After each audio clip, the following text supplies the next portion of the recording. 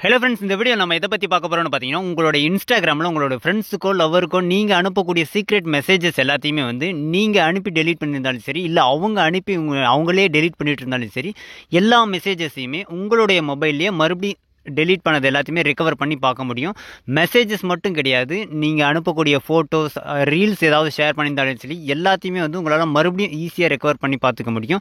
இது full and full வந்து சேஃபான இது தான். எந்த ஒரு தேர்ட் பார்ட்டி ஆப்பையும் நம்ம யூஸ் பண்ண போகிறதில்ல. ஜஸ்ட் உங்கள்கிட்ட இருக்கிற ஆப்ஸை வச்சு நம்ம இந்த ட்ரிக்கை பண்ண போகிறோம்.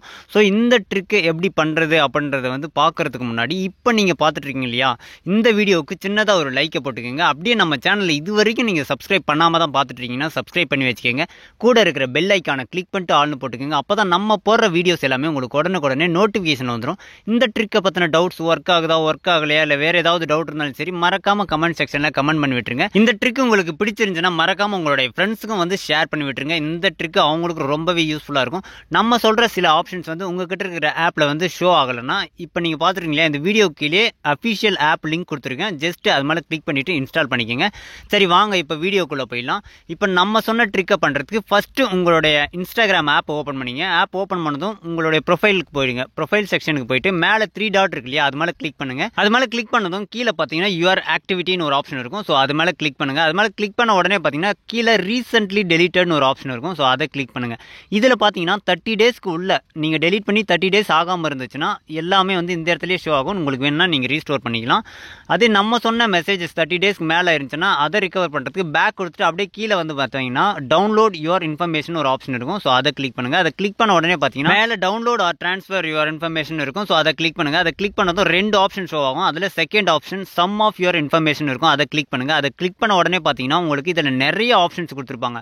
அதாவது உங்களுடைய ரீல்ஸ்க்கு வந்திருக்கிற லைக்ஸ், நீங்கள் லைக் பண்ணது, அந்த மாதிரி நீங்கள் கமெண்ட் பண்ணது, அப்புறம் உங்களுடைய மெசேஜஸ், ஸ்டார்ட்ஸ் எல்லாமே இதில் ஷோ ஆகும். இதில் நம்ம காட்ட போகிறது வந்து மெசேஜஸ் மட்டும்தான். ஸோ மெசேஜஸ் மட்டும் செலக்ட் பண்ணிக்கிறேன்.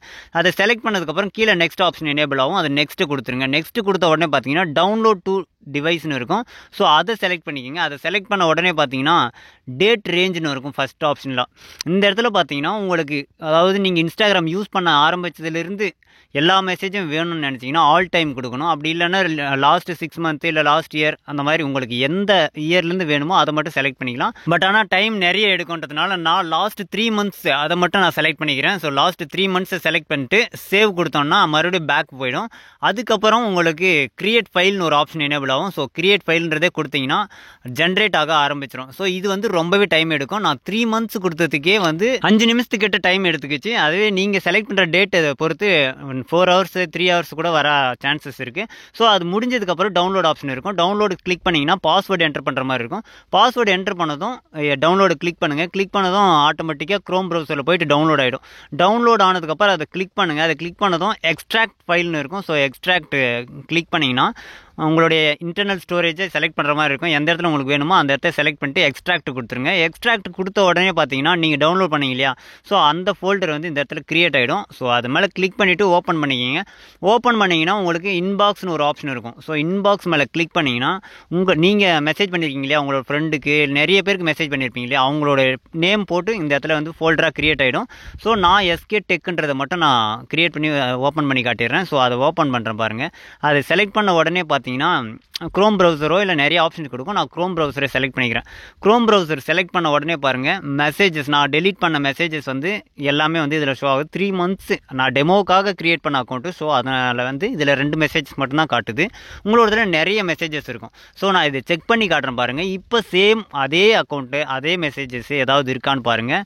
இன்ஸ்டாகிராமில் போய் செக் பண்ணி பார்த்தோம்னா அந்த இதில் எதுவுமே கிடையாது. பட் ஆனால் நம்ம டவுன்லோட் பண்ணதில் அந்த மெசேஜஸ் எல்லாமே வந்து ரிகவர் ஆகிருக்கு.